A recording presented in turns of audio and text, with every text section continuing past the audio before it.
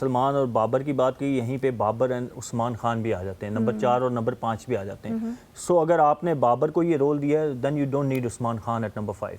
ٹھیک ہے، کیونکہ دو سملر ٹائپ آف پلے جو رنا بال کھیلنے والے اور پھر جب سیٹ ہو جائیں تو وہ ایکسلریٹ کرتے ہیں. تو چوتھے 5ویں نمبر کے پاس آن ایوریج آپ دیکھیں کہ آپ کے 2 آؤٹ ہوتے ہیں 6 اووروں میں 7 اووروں میں، تو 13 اوور تو آپ کے پاس ہوتے ہیں.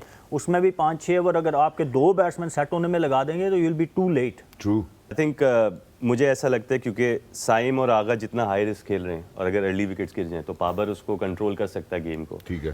کولمبو سری لنکا میں یوزلی مجھے لگتا ہے اتنے ہی رنز ہوں گے انلیس اور انٹل نائٹ گیم اور due. So 140 150 I think Babar ideal player ہے وہ چیز کرنے کے لیے. آج کا اس کا مس ایپ ہو گیا لیکن یوزلی وہ آئیڈیل پلیئر ہے 145 150 چیز کرنے. وچ از جو سیگمنٹ ہے وہ کرکٹ کیمسٹری ہے. تو میں سہیل بھائی سے پوچھتا ہوں، سہیل بھائی سلمان علی آغا اور بابر کی کیمسٹری کیسی ہے؟ یہ دیکھیں میرے خیال میں آغا کا بڑا بولڈ ڈیسیژن ہے یہ کہ میں اوپر آتا ہوں اور بابر نمبر 3 پہ آنا، ٹیکنگ دا رسپانسبلٹی، اور some time it pays off some time it doesn't. So captain ہو کے اتنا بڑا اور بابر کو نیچے کرنا، ہمیں مجھے سب سے اچھی چیز یہی لگی کہ اب کوئی یہ نہیں ہے کہ یار یہ نہیں ہے تو کچھ بھی نہیں ہے. وہ نہیں ہونا چاہیے ٹیم میں. کوئی بھی پلیئر ہمیشہ آپ کو خاص کر T20 کرکٹ کھیلتے ہوئے you need to be flexible. آپ کا جو بھی رول کیپٹن اسائن کرے آپ کو، you should be good enough to play. تو بابر کا تھوڑا سا آج آف لگے ہم، تو وہ بگ بیش ان کا وہ چلتا آ رہا ہے کہ رنز نہیں ہو رہے. بابر ہمیشہ سے ایسے پلیئر رہے ہیں جب وہ رنز کرتے ہیں تو ہی لک سو گڈ. جب وہ انڈر پریشر جاتے ہیں نا تو پھر وہ تھوڑے بڑے آف کلر سے لگنا شروع ہو جاتے ہیں. کچھ پلیئر ہوتے ہیں کہ وہ ان کی باڈی لینگویج چینج نہیں ہوتی ویدر دے اسکورنگ رنز اور ناٹ.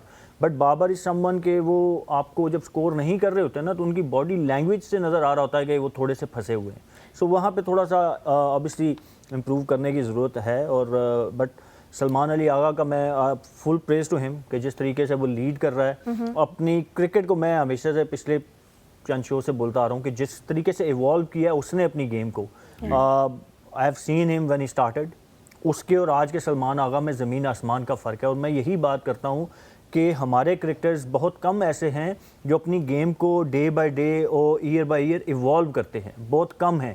ہمیشہ سٹارٹ اچھا لیتے ہیں اور پھر ڈکلائن آتا ہے ان کی گیم میں. بٹ سلمان علی آغا، شان مسعود، یہ وہ پلیئر ہیں they were not exceptional, naturally talented نہیں ہیں، انہوں نے محنت کی ہے. وہ مجھے یونس بھائی والی وہ روڈ میپ اور پاتھ نظر آتا ہے کہ یونس بھائی بھی جب آئے تو انہوں نے آہستہ آہستہ اپنی گیم کو ایوالو کیا. تو محنت سے آپ کچھ بھی اچیو کر سکتے ہو. تو فل پریز ٹو سلمان علی آغا، جس طریقے سے وہ لیڈ بھی کر رہے ہیں اور جس طریقے سے انہوں نے اپنے اوپر رسپانسبلٹی لی ہے. اینڈ دین میکنگ اے کال کہ نہیں یار بابر، مجھے لگتا ہے کہ میں اس نمبر پہ بہتر پرفارم کر سکتا ہوں، ٹیم کے لیے بہتر ہو سکتا ہے.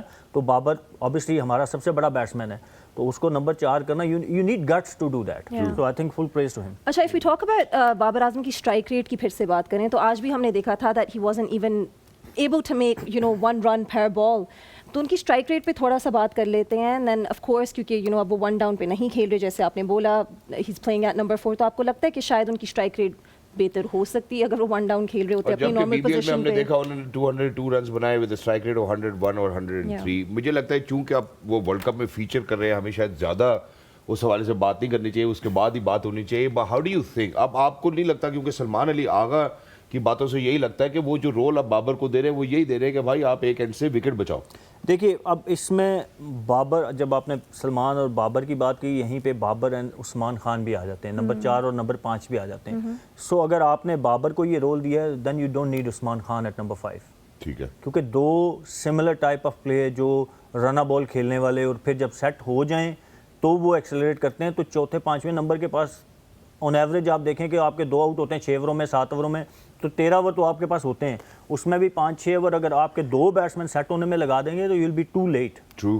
سو آپ کو وہ میرے خیال میں یہاں پہ if you need Babar at number 4 you don't need Usman Khan. You can bring Khawaja Nafay. I main obviously وہ انہوں نے ایک پلان بنایا وہ اسی، بٹ فار مائی لائکنگ 4 اور 5 پہ آپ جیسے ہم بات کرتے ہیں نا، رضوان اور بابر کی بات ہوتی تھی یار دونوں ایک ہی جیسے اوپنر ہیں، 14-15 اوور کھیل جاتے ہیں تو دوسروں کے لیے اوور نہیں بچتے. تو سیم یہاں پہ بھی آپ دیکھیں گے Babar and Usman kind of similar player ہیں. لیکن عثمان کو دیکھیں جب ہم لے کر آئے تھے تو عثمان کو اس وجہ سے نہیں لے کے آئے تھے کہ وہ سملر پلیئر ہے. میرے خیال ہے جو سوال ہے یہاں پہ وہ یہ بنتا ہے کہ آپ ٹاپ آرڈر کے بیٹرز کو اماد جب چوتھے یا 5ویں نمبر پہ کھلاتے ہیں، آپ ان سے کیا یہی ایکسپیکٹیشن ہونی چاہیے یا آپ کو لگتا ہے کہ یار کپتان نے اب یہ رول دے دیا تو دے نیڈ ٹو اڈاپٹ؟ اور اگر ہم اڈاپشن کی بات کرتے ہیں عثمان تو پھر اڈاپٹ کر سکتے ہیں. بابر کے اوپر جتنا کرٹیسزم ہوا ہے یا تنقید ہوئی ہے لگتا نہیں ہے کہ وہ اڈاپٹ کرنا چاہتے ہیں. لک پروفیشنلزم یہی ہے کہ آپ کو جو رول ملے آپ کو وہ کرنا پڑے گا. اور آئی تھنک مجھے ایسا لگتا ہے کیونکہ سائم اور آغا جتنا ہائی رسک کھیل رہے ہیں اور اگر ارلی وکٹس گر جائیں تو بابر اس کو کنٹرول کر سکتا ہے گیم کو. ٹھیک ہے.